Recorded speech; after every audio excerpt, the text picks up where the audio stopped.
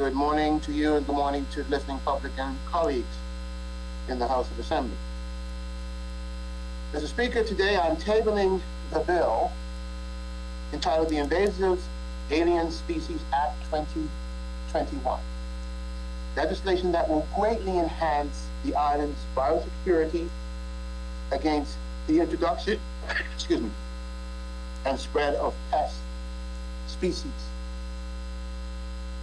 Mr. Speaker, invasive alien species are, and I quote, plants, animals, pathogens, and other organisms that are non-native to an ecosystem and which may cause economic and environmental harm or adversely affect human health. In particular, they negatively impact local ecosystems and ecosystem functions through competition, predation, or transmission of pathogens. Mr. Speaker, I am pleased to announce that the tabling of this bill is one watershed moment in government's efforts to mitigate effects of climate change. More will be coming on this subject of climate change. Many believe that the impact of climate change will mainly be seen in rising tides and stronger hurricanes. The threat to our ecosystem is another risk that cannot be ignored. Honorable members will be aware that this year the United Kingdom serves as the president of COP26.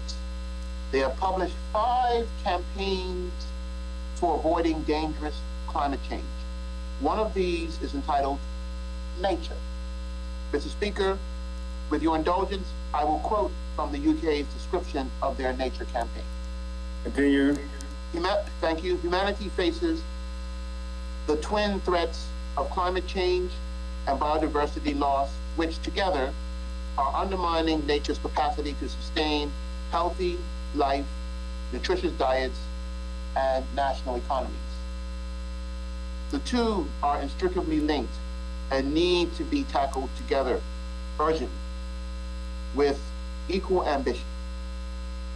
They go on to write, Mr. Speaker, we will use our COP26 presidency to build on the foundations laid at the 2019 UN Climate Action Summit, working with governments, businesses, and civic organizations to raise ambitions on tackling the drivers of climate change and biodiversity loss, mobilize finance to protect and restore critical ecosystems, and kickstart a just rural transition towards sustainable land use to benefit people, climate, and nature. Mr. Speaker, the department in the Ministry of Home Affairs, particularly the Department of Environment and Natural Resources, are very focused on the protection of our delicate ecosystem. This bill offers DNR, the department, greater powers to protect against further incursions of species that could threaten and indeed destroy our ecosystem. Unfortunately, modern global travel and supply chain, which, while essential to Bermuda's economic survival, also makes the island increasingly vulnerable to the introduction and proliferation of invasive species. New species have been and still are deliberately introduced to Bermuda with the best intentions, including as pets, as food, or horticultural interests. They can also arrive unintentionally as hitchhikers on planes and boats. Regardless of how they arrive, some species have and undoubtedly will in the future adapt aggressively, spreading quickly in their new environment to our detriment, and so become invasive. Mr. Speaker, I would like to illustrate the destructive impacts of invasive species with 2 telling examples. The first is on the island of Guam in the West Pacific. Unfortunately, they have a problem with the brown tree snake. Like our island, Guam has no natural predators against snakes. In the 1950s, the brown tree snake arrived, likely as a hitchhiker in cargo planes from the adjacent Solomon Islands.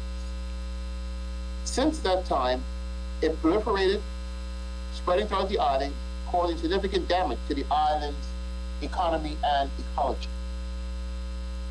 As the name suggests, it is a gifted climber as well as a voracious predator. In 2016, the United States Department of Agriculture reported that, and I quote, "On Guam, the direct damages from brown tree snakes are clear. Only 2 of 12 native forest bird species on the island remain. $4 million is lost annually in productivity from snakes electrocuting themselves on power lines. 1 out of every 1,000 emergency room visits results from a snake bite. And it costs $7 million per year to manage." The second is closer to home. Excuse me, Mr. Speaker.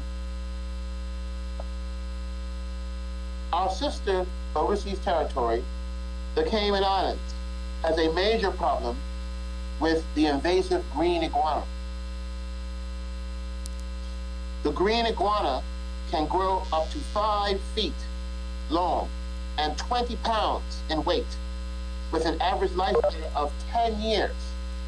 It can lay up to 20 to 70 eggs per year. It is an excellent climber, swimmer, and burrower. Apparently, it arrived in Cayman in the early 1990s as a pet. With no predators, it quickly became a pest to crops, as well as fruiting and flowering trees. It damaged walls and walkways when digging burrows and caused power outages.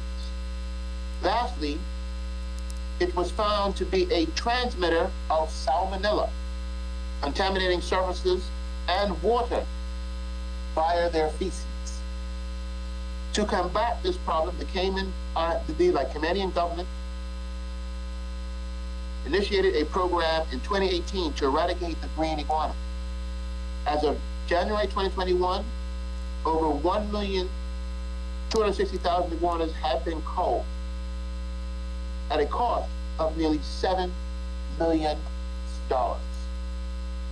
The lesson learned from these examples, Mr. Speaker, is that earlier a problem can be detected, the more rapid and effective response can be made to hopefully reduce damage and mitigation costs of a problem. And we have our problems here too, Mr. Speaker, I must say. That said, the best defense is not letting the problem get a foothold in the first place. Mr. Speaker, unfortunately, we have our own examples of species that have led to the destruction of our lands and certain endemic species. Casuarinas, which were brought in to replace cedar trees decimated in the 1940s, blight, are together with the Brazilian pepper tree, contributing to the destruction of cliff faces and which are threatening homes and causing further coastal erosion.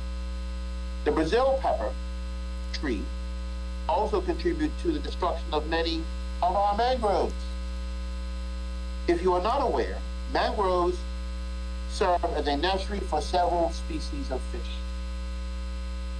Pacu fish, a relative of the piranha, was brought in for aquariums, but are then dumped into our wetlands, such as Pittman's Pond in Somerset, which you should know very well, Mr. Speaker, Long Bay, and are now threatening our native plant and animal population. Some efforts are already underway to manage these species, but this good work can easily be undone as there is currently little legislation in place to control the breeding, selling, and release of pests into the environment. Plants such as casuarina, Indian laurel, pothos vine, and umbrella tree are sold commercially. Animals such as red-eared slipper terrapin and the lionfish are still popular in the pet trade. Mr. Speaker, this new legislation means to address this deficiency by providing a stronger regulatory framework to A, prevent the introduction of new invasive species, and B, create controls to prevent the spread of any such species that have or do become established. Mr. Speaker, recognizing the significance of this bill, the government has just completed a month-long consultation seeking feedback from the public using the online citizens forum, as well as direct requests to stakeholders such as pet stores, plant nurseries, landscape designers, veterinarians, government boards, and environmentalists.